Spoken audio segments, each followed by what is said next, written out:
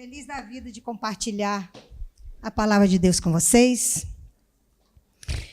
O pastor estava falando sobre as questões que estão acontecendo no mundo, né? E eu estava pensando aqui, quando é que houve paz? A gente fala assim, a gente está passando por momentos difíceis, mas quando teve um momento fácil?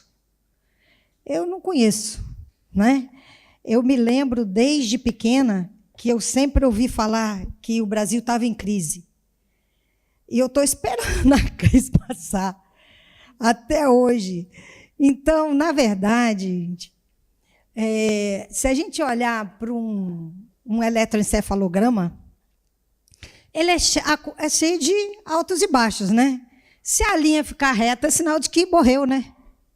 Então, a vida é isso aí. É cheia de altos e baixos. A gente está esperando essa linha reta viva só quando Jesus voltar, não é? Mas, por enquanto, a gente tem que se preparar para as batalhas, né? Para os desertos da vida. Mas onde Deus mais se manifesta é na hora da batalha, né? É onde Deus se manifesta, é no deserto que a gente sente. Imagina que a tua vida está muito boa, está tudo funcionando perfeitamente, não tem nenhum problema. Você lembra de orar, jejuar e clamar? A gente esquece, não é? Por isso que a palavra de Deus diz que aonde abundou o pecado, superabundou a glória de Deus. Porque é nessas horas, né, da baixa que a gente lembra de Deus. Foi no deserto que o povo viu o maná cair do céu, né? Uma nuvem proteger do calor, uma coluna de fogo indicar o caminho, né? A mão forte de Deus fazer água sair da rocha. Né? A palavra do Senhor abriu o mar. Então, essas coisas tinham que acontecer num deserto, tinha que acontecer onde não tem provisão, não é verdade? E eu creio que dentro de tudo isso que está acontecendo, pastor, a gente vai ver um grande milagre. Eu creio que quando as coisas ficam muito difíceis e elas fogem da possibilidade humana, é aí que a gente vê Deus se manifestar. Porque enquanto a gente tem arma suficiente, enquanto a gente tem recurso suficiente, é o nosso poder que está em ação. Quando falta tudo para nós, é o poder de Deus que entra em ação, não é? E nós precisamos ver o poder de Deus se manifestar. O crente precisa ver o poder de Deus se manifestar, não é isso? Por isso, agora, eu penso o seguinte, que Deus não quer trabalhar sozinho, não é? Eu penso que Deus precisa da nossa responsabilidade. E a nossa responsabilidade é fazer aquilo que Deus quer. Então, eu queria compartilhar algumas coisas aqui com vocês, mas, pastor, eu preciso de um relógio. Eu preciso de um relógio porque a minha mente não consegue imaginar quanto tempo eu estou falando. Porque eu vou falando, e nós temos até que horas? São 11h20. 1h. Então, 12h20. Está ótimo. Tá. Às vezes, quando o pastor fala assim comigo, assim, ó, faz a mãozinha assim, é um perigo, porque eu vou 3 horas falando, né? Só paro quando eu ouço o ronco da barriga das pessoas com fome, né? Mas é porque é bom demais, né? E é bom falar para o povo vivo, né, gente?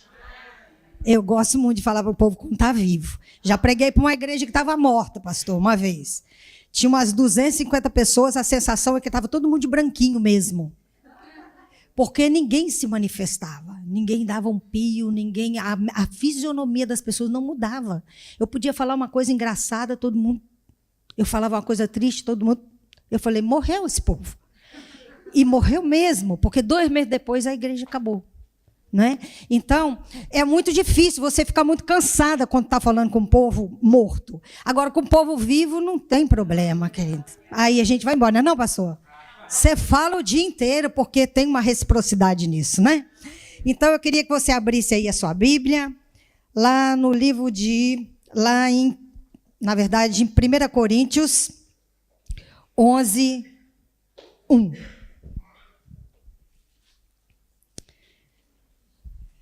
Nessa carta, 1 Coríntios 11, 1.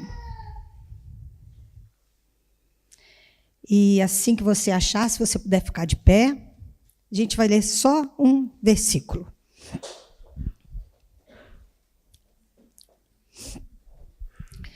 Na minha versão aqui, diz assim: eu os elogio, porque em tudo vocês se lembram de mim e retêm as tradições, assim como eu as transmiti a vocês.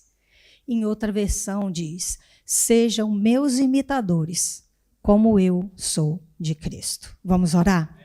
Senhor Deus, muito obrigado por essa reunião, por cada pessoa que está aqui, por causa da tua presença nesse lugar, Senhor. Porque é por causa da tua presença que nós estamos aqui. Te pedimos agora, Senhor, que cada palavra que saia da minha boca desça do trono da tua glória, que não seja nada de mim, mas da tua parte para os nossos corações, Senhor. E que seja feita a tua vontade, que a transformação que o Senhor espera aconteça da nossa parte, para a honra e glória do teu nome, em nome de Jesus. Amém? Glória a Deus.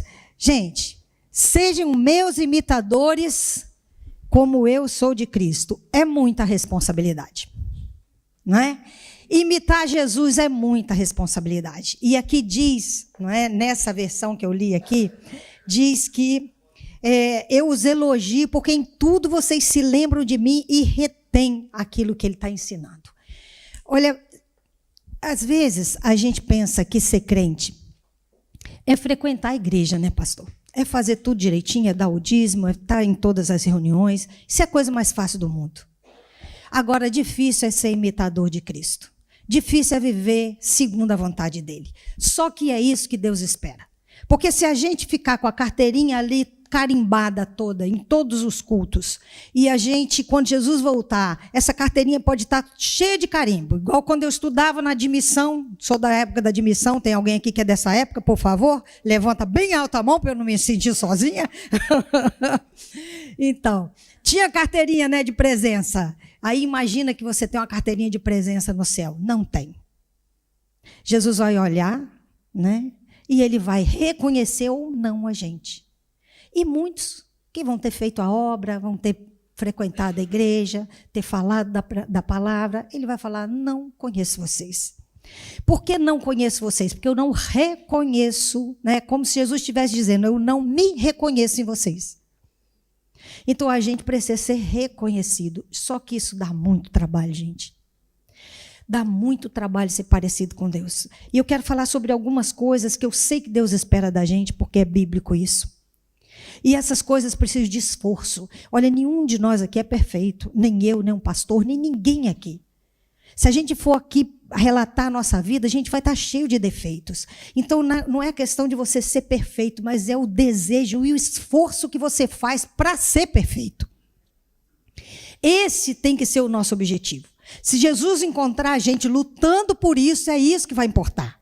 Não é que você tenha chegado à perfeição, mas que você esteja valorizando esse propósito de você chegar lá. Amém? Então, tem algumas coisas que a palavra de Deus fala com a gente, e eu fico pensando como Deus, ele nunca usou 2 pesos e 2 medidas, né, gente? Ele sempre falou: marido, ame vossas esposas. Esposas, sejam submissas a seus maridos. Filhos, honrem seus pais seu pai e sua mãe. Mas pais e mães, não desperta a ira dos seus filhos. Ele nunca falou de uma via de mão única. É sempre de via de mão dupla. Só que nos nossos relacionamentos, muitas vezes a gente esquece disso. Não é? E eu queria falar sobre algumas coisas que não representam esse modelo de Deus. Esse é o modelo funcional de Deus. Deus, quando criou a família, ele criou para funcionar de um determinado esquema. Nós saímos do esquema de Deus e aí tudo foi deturpado. E hoje, infelizmente, mesmo dentro da casa de Deus, as relações estão todas deturpadas. Alguém aqui segue o meu Instagram? Tem alguém aqui que segue? Eu vou dar... Tem alguém aqui que segue, né? Elizabeth C. Pimentel. Elizabeth com TH igual português escreve, né? Z e TH. Eu falo, depois você segue lá, eu falo muito a respeito de narcisistas, sobre o que está escrito lá em 2 Timóteo 3. 2 Timóteo 3 relata as pessoas dos tempos de hoje. Paulo fala para Timóteo para ter cuidado e se preparar, porque tempos difíceis viriam. E nesses tempos difíceis, as pessoas seriam de uma determinada forma. Vou ver se eu abro aqui rapidinho e vou mostrar para vocês. As pessoas seriam de determinado jeito. Eu vou ler rápido para você ver. Olha. Nos últimos dias sobrevirão tempos difíceis. Os seres humanos serão egoístas, avarentos, orgulhosos, arrogantes, blasfemos, desobedientes aos pais, ingratos, ímpios, sem afeto natural, implacáveis, caluniadores, sem domínio de si, cruéis, inimigo do bem, traidores, atrevidos, convencidos, mais amigos dos prazeres do que amigos de Deus, tendo uma forma de piedade, mas negando a eficácia dela. Fique longe destes. É ruim isso aqui, não é, gente? Não é uma característica de um monte de gente. É uma característica de um tipo de pessoa. Sabia? E quando eu falo sobre transtorno de personalidade narcisista, eu estou falando exatamente disso aqui. Não sou eu só não, tá? Milhares de pessoas falam disso. Sobre esse ser aqui que 2 Timóteo falou. Essa pessoa aqui. E aí a gente pensa assim, graças a Deus que eu pertenço a uma igreja, eu estou longe disso. Oh, irmãozinhos, sinto te dizer, mas eu conheço de perto muita gente com essa personalidade aqui dentro da igreja. Certo? Então, a gente precisa estar atento, porque algumas dessas características aqui, eu e você temos. Muitas vezes nós somos egoístas. Muitas vezes somos avarentos, muitas vezes somos orgulhosos. Não significa que você tem esse transtorno, porque tem uma ou outra característica, porque alguma coisa que você tem. Mas quando junta esse conjunto aqui, aí a coisa é feia e aí não tem solução. Certo? Aí a gente fala, nossa, mas não tem solução? Não, não tem. Não tem, não é porque não tem para Deus, não. Não tem solução. E eu vou dizer algumas características dessas pessoas para que você possa se entender aqui o que funciona com você dentro da sua casa, por exemplo. Deus falou na palavra de Deus que a família, para funcionar, ela tinha que ser uma família onde o marido amasse a esposa. Então, vamos pegar a questão do amor. Muitas pessoas, muitos homens cobram submissão da mulher, porque é bíblico, mas esquece de pensar que Deus mandou amar. E é muito fácil ser submisso, andar na mesma missão, né? Porque essa aqui é a submissão. É muito fácil andar na mesma missão de alguém que ama você, que cuida de você, que te protege, que dá a vida por você. Quem não quer isso? É ou não é, gente? Quem não quer isso? Então é muito fácil você estar na mesma missão de alguém que você pode descansar e saber que essa pessoa te acolhe, essa pessoa te protege. Mas uma pessoa que está dentro dessas características não faz isso. É aquela pessoa que critica, que humilha, que não tem uma palavra de apoio e de força para dar. É aquela pessoa que, no fundo, tem uma insegurança muito grande e, para estar numa posição de se sentir superior, precisa fazer com que o outro fique pequenininho. Jesus faz a gente se sentir bem, se sentir amado, se sentir importante. E ele mandou o homem amar a mulher do mesmo jeito que ele amou. Ou seja, faça essa pessoa se sentir valorizada, importante, amada e querida. E quantos homens não fazem isso? Eles humilham, diminuem, criticam, esmagam a identidade de uma mulher, e mulheres fazem isso com homens também. Isso não acontece só do homem para a mulher, mas da mulher para o homem também, certo? Tem mulheres que são implacáveis na crítica, implacáveis na dominação, não é? Elas impõem a vontade delas, porque essas pessoas que está falando ali no livro, na carta a Timóteo, elas são manipuladoras. Gente, Jesus, tudo é muito... Jesus podia impor as coisas para a gente. Ele tem esse direito de impor. Deus tem o direito de impor, mas ele não impõe. E pessoas que estão dentro dessas características são pessoas manipuladoras. Elas jogam. elas fazem as coisas de maneira assim, por baixo dos panos.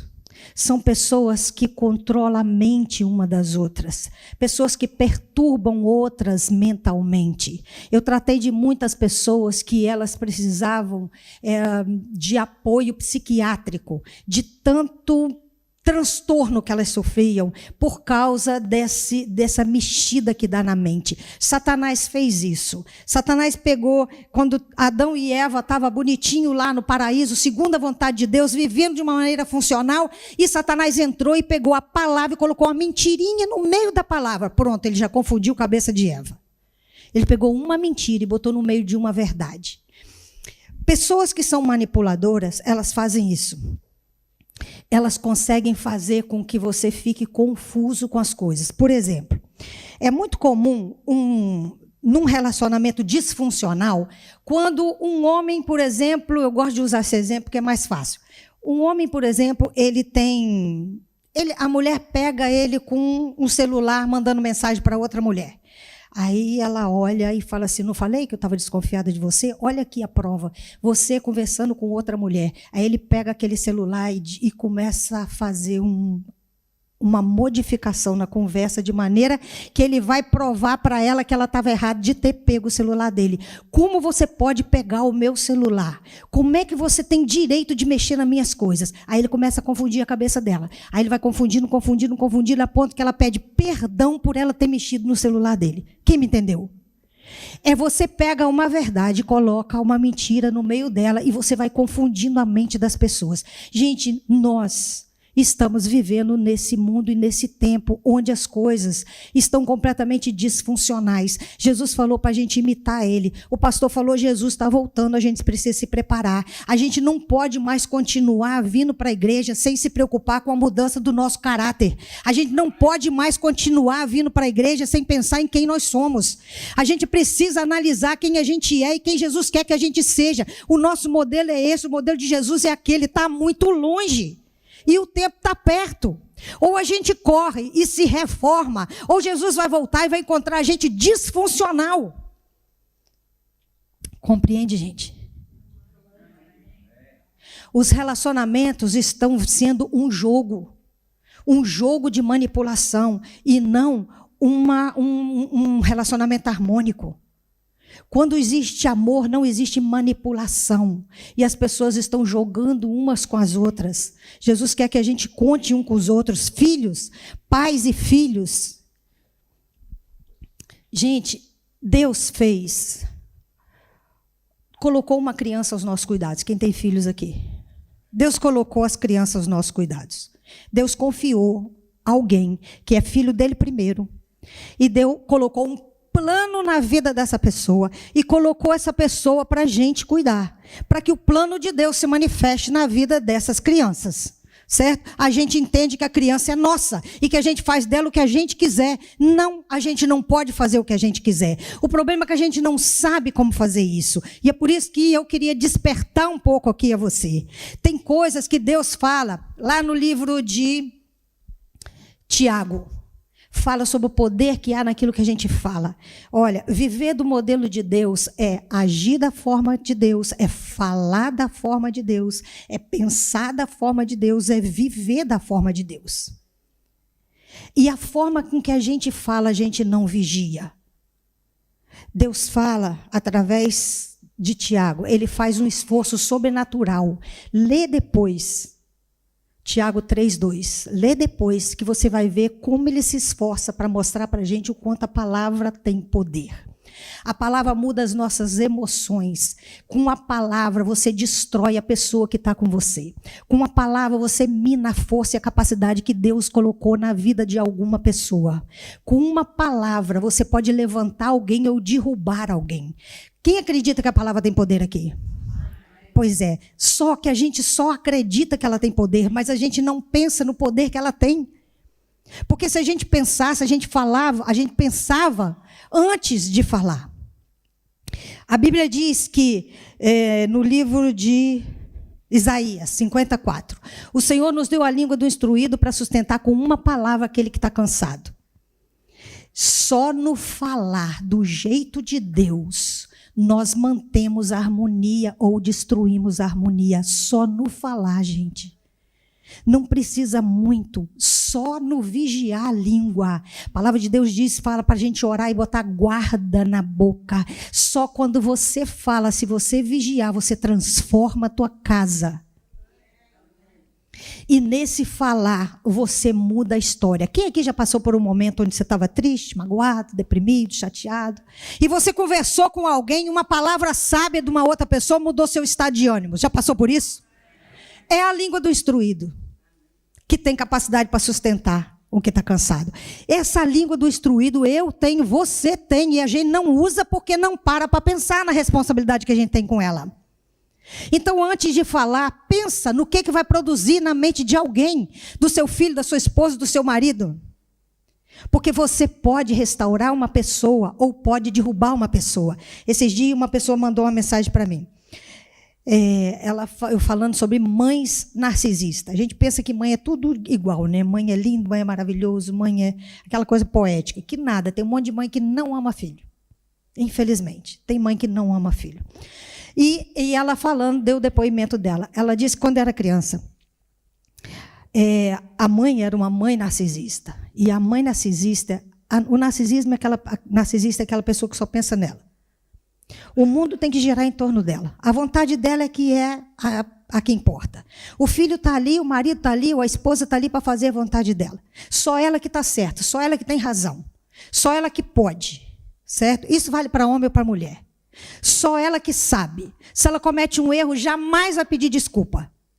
Se ela erra, se ela comete um vacilo, ela jamais vai reconhecer que cometeu um vacilo.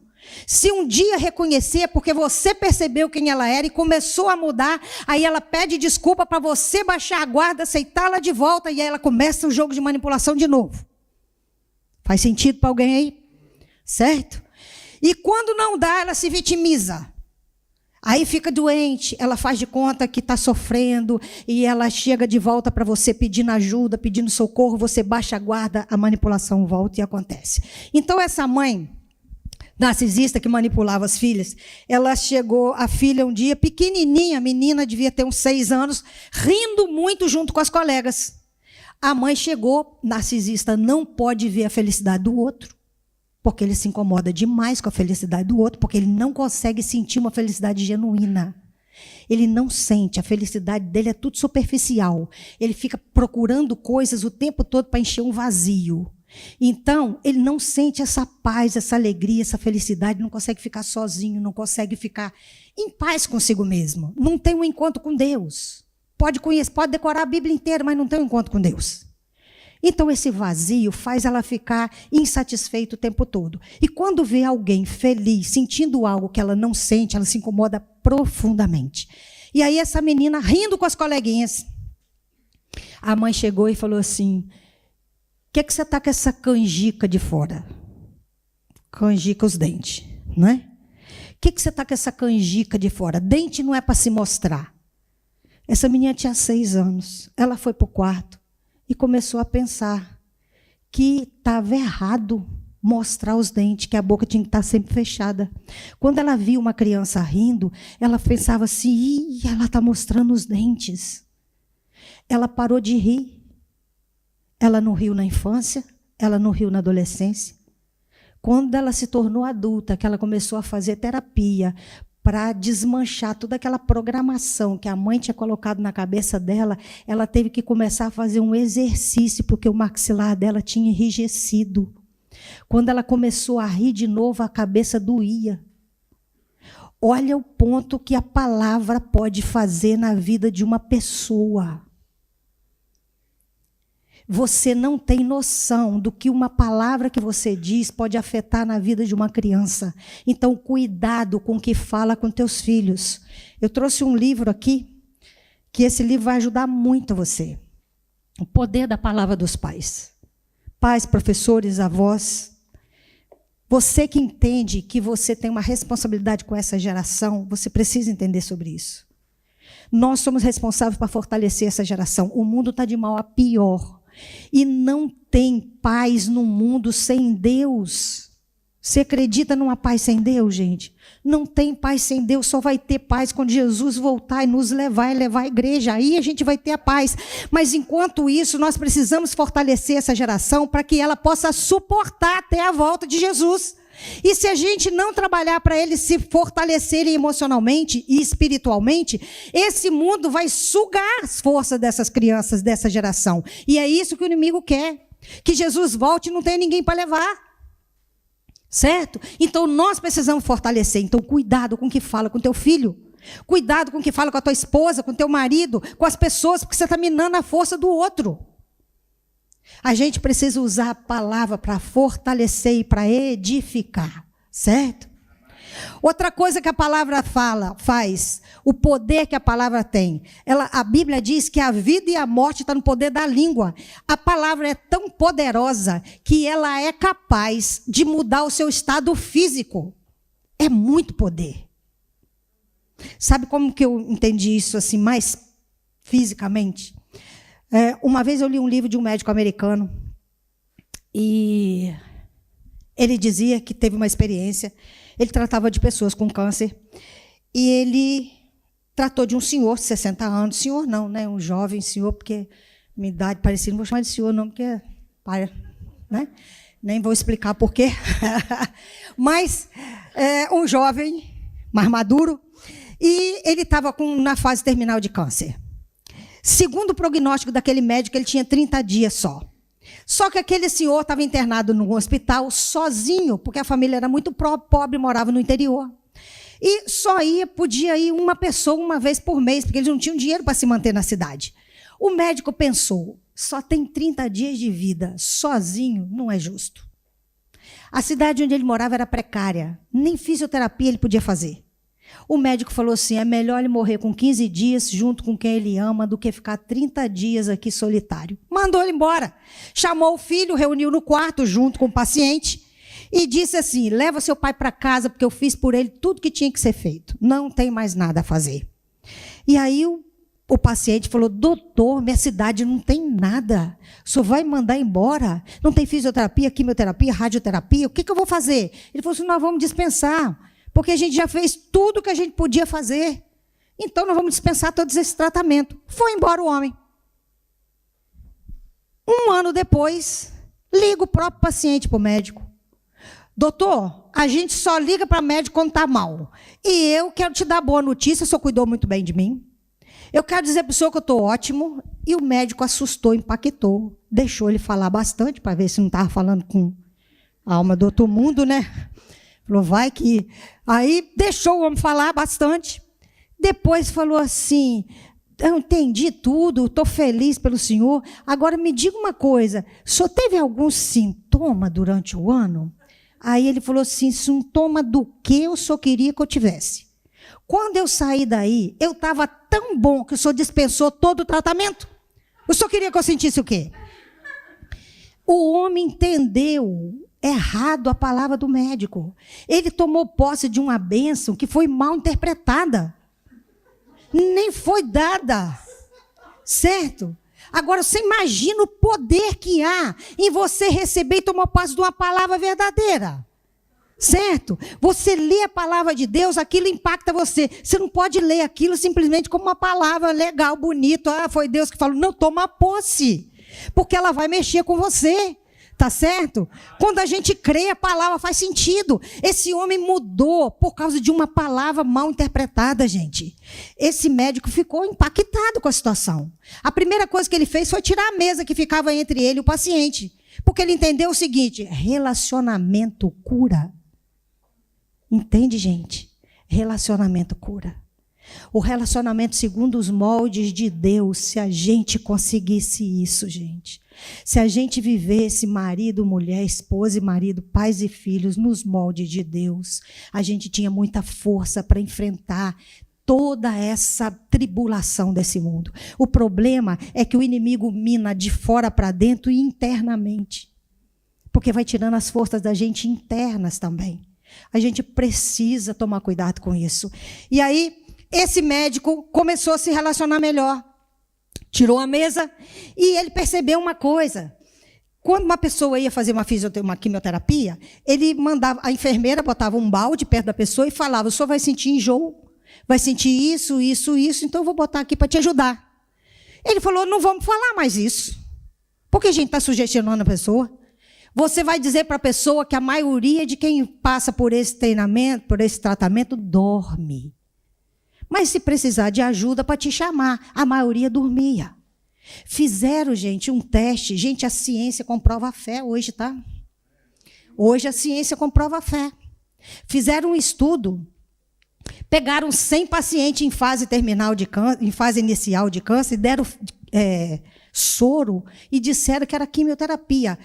Dos 100, 40 ficaram carecas. Perderam o cabelo, achando que estava passando pelo processo de quimioterapia. Isso é o poder que a palavra diz, que a vida e morte está no poder da língua, me entendeu? A palavra de Deus não é força de expressão. Você, quando lê aqui, não pensa você que só a linguagem figurada, não. É isso mesmo que está acontecendo. É real o que está dizendo aqui. Por isso que a gente tem que valorizar o que a gente lê, certo? Agora, esse homem foi curado, mas eu conheço casos que o oposto aconteceu. Eu contei essa história uma vez num colégio, numa palestra numa escola, lá no Rio de Janeiro, na Ilha do Governador, e no final um rapaz me chamou e falou assim: Elizabeth, o oposto aconteceu na minha casa. A minha mãe ficou com câncer e conseguimos encontrar um médico cristão, um homem de muita fé. E ele não mentiu para minha mãe, não. Ele falou assim: olha, o que a senhora tem é isso, isso, isso. Tá? Significa isso, isso, isso. Mas se a senhora quiser, eu vou encarar essa luta junto com a senhora. Está disposta a lutar? E ela viu uma fé, um ânimo tão grande, que ela falou assim: eu luto junto. 2 anos se passaram. E ninguém de fora percebeu que ela estava doente. Só sabia a família, porque ela segurou aquilo ali.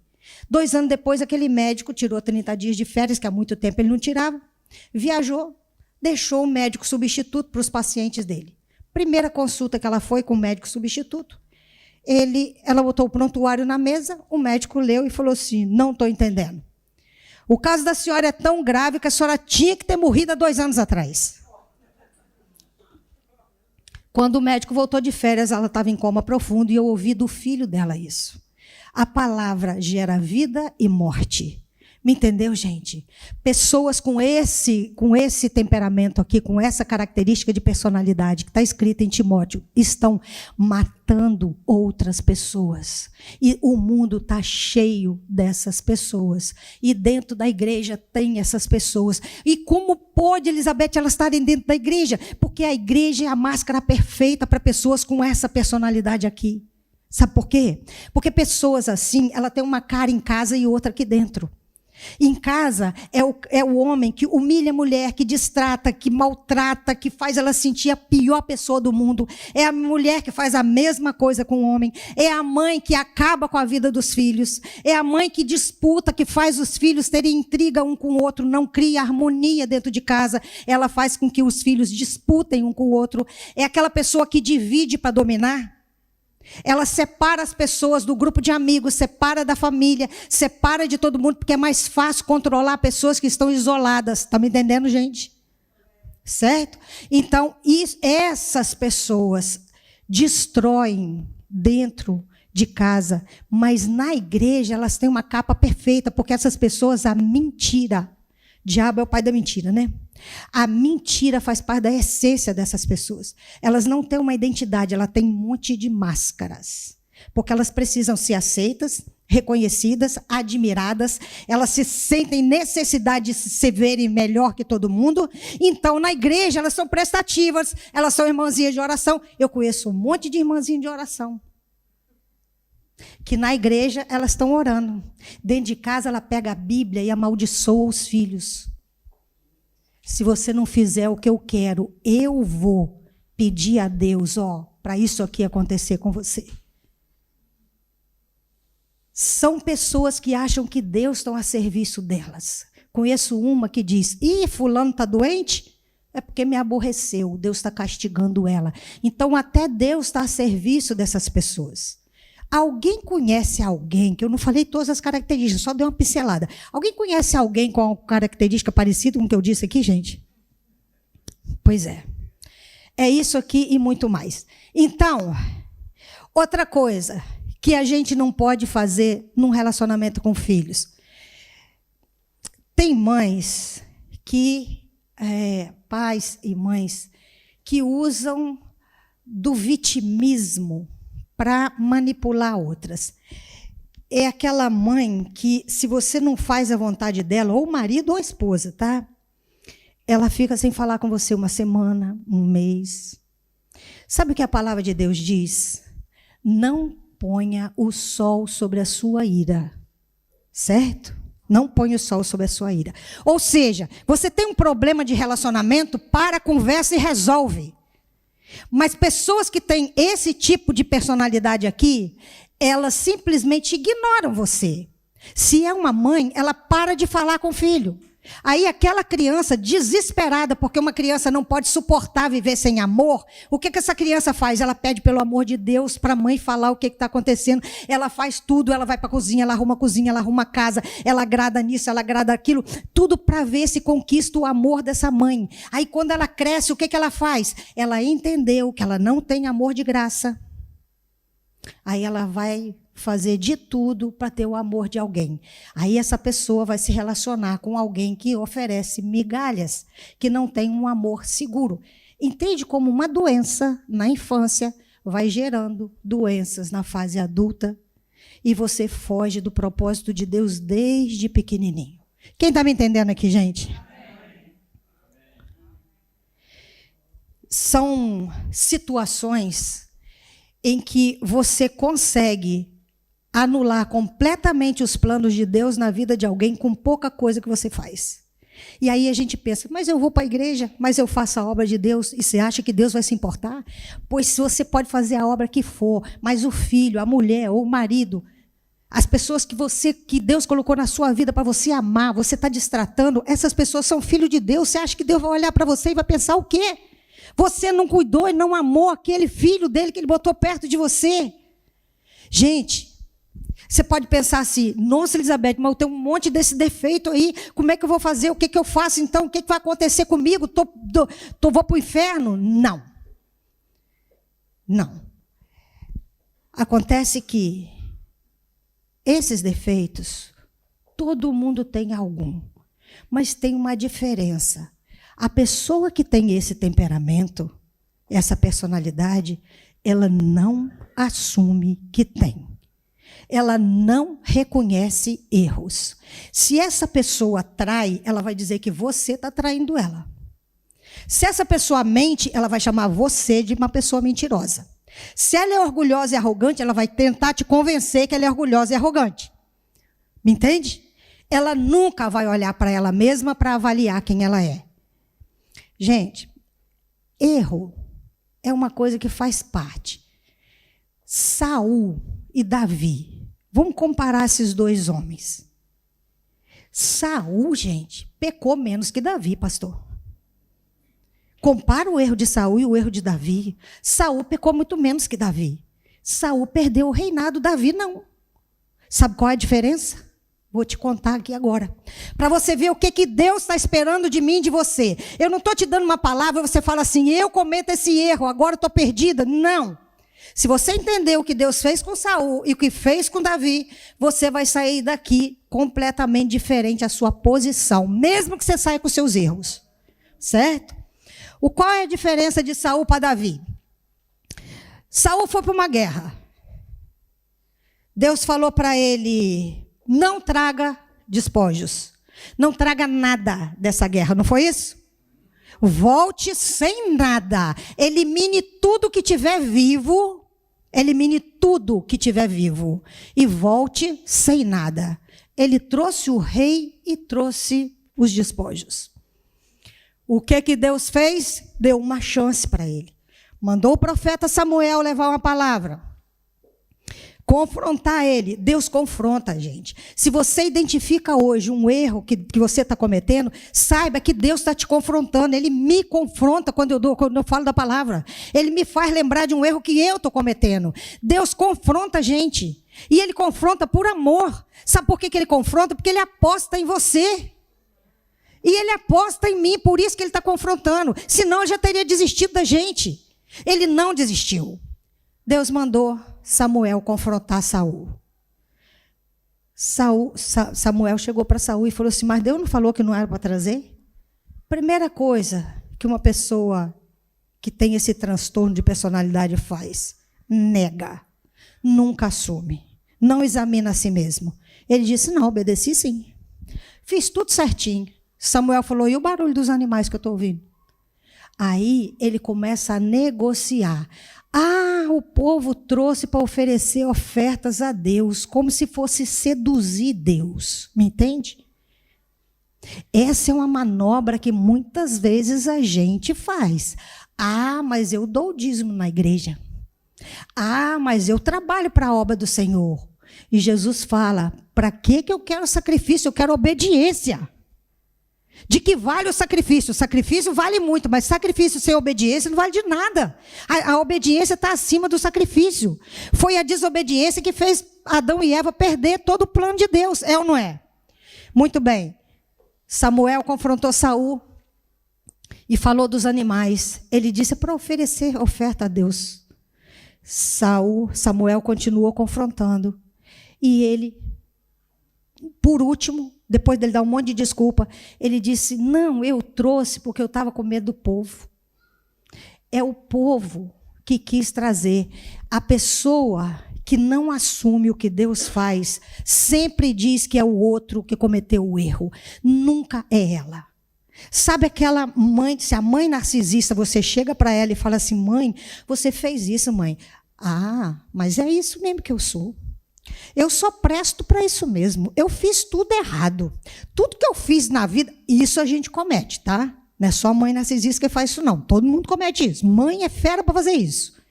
Eu te esperei 9 meses. Quem falou para 9 meses foi Deus, né, mano? Deus que pediu para 9 meses. Esse neném aí não está pedindo 9 meses para ficar na barriga. Foi Deus que determinou. Mas a gente cobra.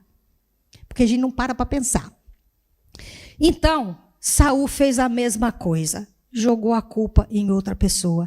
Deus deu oportunidade. Igual Deus está dando oportunidade aqui agora. Deus deu a chance. Saul só mentiu, tentou negociar, tentou jogar a culpa em outro. Qual foi a ordem de Deus? Tira o reinado dele. Perdeu por causa disso. Agora compara com o que Davi fez. Davi engravidou a mulher de um soldado. Pegou esse soldado, botou na frente da batalha para morrer. Gente, vai me dizer que isso não é um erro maior. É ou não é, gente? Depois, o que Deus fez? Mandou Natan. Porque Deus sempre manda uma palavra para corrigir a gente. Ele sempre manda alguém para despertar você. E ele mandou Natan para confrontar Davi. Contou uma historinha. Tinha um homem que tinha um monte de ovelhas e tinha outro que tinha um só. Aí alguém queria fazer uma comida para um visitante, pegou aquela ovelhinha daquele que só tinha uma e não daquele que tinha um monte. Davi foi ficando irado, né? Ele contando a história, Davi foi ficando nervoso. Mata esse homem. Esse homem é você. Quando ele percebeu, a primeira coisa que ele disse, eu pequei contra Deus. Entendeu? Ele não botou a culpa em ninguém. Ele não falou que estava distraído. Ele não falou, eu devia ter feito isso. Não. Na mesma hora a consciência bateu. Porque o coração dele está voltado para fazer o que é certo diante de Deus. O que eu quero dizer para você é que não tem um santo nessa igreja aqui agora. Inclusive, começando de mim. Nenhum de nós aqui é santo. Ninguém aqui pode botar o dedo na cara de ninguém, no nariz de ninguém para dizer que está errado. Todos nós somos pecadores. Mas a diferença entre nós é essa. Eu quero reconhecer e mudar. Ótimo. Agora, eu quero botar desculpa que o outro é que me fez fazer isso? Não. Essa é a diferença, quem me entendeu? certo? Então, gente, a gente precisa avaliar o que faz. A palavra, gente, ela pode ser motivadora, mas ela pode ser destruidora. Às vezes, conheço a história de uma menina que a mãe era muito vitimista. Tudo que falava com a mãe, ela dava ela nunca assumia nada, ela sempre jogava a culpa para outra. Aí um dia a filha chegou para ela e falou assim: mãe, você é vaidosa, mas estou vendo cabelinho branco nascendo aqui, você está ficando velhinha. Aí a mãe aproveitou a chance, falou assim: sabe o que significa os cabelos brancos que estão nascendo aqui? Desgosto, que você me dá todo dia. Aí a menina não perdeu a chance. Falou assim: então a coisa está feia, porque o cabelo da vovó está todo branco.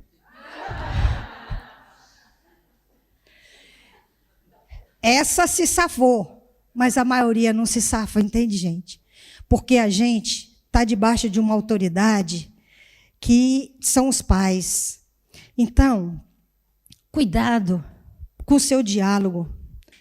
Cuidado com aquilo que você está fazendo dentro da sua casa, contrário à vontade de Deus. Vamos lembrar de uma coisa? Vamos lembrar que quando a gente reconhece um defeito nosso, sabe o que isso faz a gente pensar? Que a gente não é perfeito. E isso dói. Você saber se, nossa, eu sou errada. Eu sou errado, eu não sou perfeito. Pessoas narcisistas não querem essa consciência. São pessoas que têm uma autopercepção de grandiosidade. Mas a palavra de Deus disse: não tenha de si mesmo um conceito além do que convém. Entende como isso tudo é contrário? Gente, a palavra fala muito do nosso agir. Às vezes a gente pensa que a palavra, pastor, ela é só em direção ao céu, mas ela é a gente pisando na terra. A palavra é por relacionamento daqui. É porque é aqui que eu vou transformar o meu caráter para ir para lá. E se eu não quiser transformar aqui, eu não vou. Jesus falou para seguir ele, os passos dele, e ele veio e fez tudo certo. E não adianta você falar: ah, mas é a minha condição, ah, mas eu sou humana, ah, mas eu tenho isso. Jesus também foi humano e ele conseguiu fazer. E se ele conseguiu fazer, a gente também consegue. Tá certo? Então, vamos lembrar que tem um modelo de relacionamento. É um modelo onde há respeito mútuo, onde a palavra precisa edificar e não destruir o outro. Se você fala alguma coisa na sua casa com outra pessoa que está diminuindo essa outra pessoa, saiba que é um filho de Deus, uma filha de Deus que está ali, que Deus colocou ao seu lado para você ajudar o crescimento dessa pessoa. Não foi para você fazer essa pessoa de escadinha. Porque pessoas que são inseguras, pessoas que têm um sentimento de inferioridade, pessoas que não se veem importante, ela tem um medo enorme que o outro cresça. Porque ela precisa que o outro diminua para ela crescer. Ela precisa pisar em alguém para ela se sentir grande. Isso não é ser grande, isso é falsidade. Você está enganando você, porque Deus você não engana. Certo? Você não pode competir com quem Deus botou para você amar. E tem mães que competem com filhos, tem marido que compete com a mulher compete. Se Deus falou que os dois têm que ser um, a vitória do outro é a sua vitória. E tem muita mulher que não deixa o homem crescer porque ela tem medo da competência dele. Tem homem que não deixa a mulher crescer porque tem medo da competência dela. Deus falou para ser um. Então favorece o crescimento do outro, porque você está obedecendo a Deus. Você não está concorrendo com ninguém. Tem pais e mães que concorrem com filhos. Eu conheço filhos que não podem contar uma vitória para pai e mãe. Porque o pai e a mãe ficam aborrecidos, porque ele acha que aquela vitória tinha que ser para ele. São essas pessoas doentes. Não é doente no sentido de que, então ela é doente, ela não sabe o que está fazendo. Sabe sim. Sabe sim. Porque se ela lá em casa, entre quatro paredes, ela é maligna, e dentro da igreja ela é boazinha, então ela sabe. Porque se ela fosse doida, ela era ruim em qualquer lugar. Tá certo? Então ela sabe avaliar exatamente aonde ela vai botar a máscara e aonde ela vai tirar a máscara. Isso não é doideira, gente. A pessoa tem consciência do que está fazendo. Agora, não vamos olhar o defeito do outro, vamos olhar para nós. Tá? Porque o dia que Jesus voltar, não vai dar para dizer assim, eu sou melhor que ele. Jesus vai querer saber assim, você é parecido comigo? Tá certo? Que Deus possa nos ajudar todos os dias. Quando você acordar de manhã, você lembrar, toda palavra que sair da minha boca precisa ser bênção, nunca maldição. O meu agir precisa ser um agir abençoador. Amém? Vamos ficar de pé para a gente orar?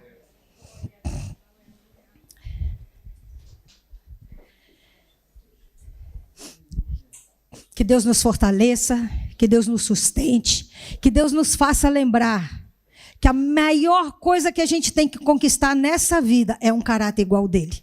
Mais do que qualquer sonho realizados, mais do que qualquer projeto que a gente tenha. O maior projeto é ter um caráter parecido com o caráter de Jesus. Que Deus nos fortaleça para isso. Amém? Feche seus olhos, baixe a sua cabeça. Senhor Jesus, muito obrigada por essa manhã abençoada, por cada pessoa que o Senhor trouxe aqui hoje. Senhor, em nome de Jesus, nos faça ler a Tua palavra e a revelação vindo alto. Senhor, fala para nós, reflete para nós quem nós somos. Não nos deixe ser enganados, Senhor. Faça com que a gente possa examinar a gente mesmo e entender quais são as mazelas que precisam ser eliminadas. Nos dê força, Senhor, para ser quem o Senhor quer que a gente seja. Para que a gente possa ser facilitador da vida de quem está perto de nós, Senhor, e que a gente não seja um peso na vida de ninguém. Que a graça maravilhosa do Senhor esteja sempre no nosso lar e nos nossos relacionamentos, para que a gente possa glorificar o Teu nome na nossa vida. Amém? Deus abençoe você, querida, queridos. Olha, vou estar ali, vou ter o maior prazer de fazer uma dedicatória nesse livro para você. E vou convidar você para participar aí. Eu faço live 2 vezes por semana, terça e quinta, 8 horas da noite, quinta, 8 horas da manhã, falando a palavra de Deus. Mas entra lá, tanto no YouTube, Elizabeth Pimentel, tem quase 1000 mensagens para ajudar você a se relacionar melhor. Tá certo? E se quiser entender sobre narcisismo, passe uma mensagem para mim, que eu tenho um link de um conteúdo que vai explicar a você. Para que uma hora que você encontrar com alguém que fale sobre o relacionamento que está vivendo com você, você tenha cuidado com o que vai falar com essa pessoa. Porque com boa vontade você pode colocar um peso maior na vida dela que já está com esse peso, se a gente não entender o que é. Tá certo? Fiquem com Deus, uma alegria muito grande estar com você. Até o nosso próximo encontro, se Deus quiser, né, pastor?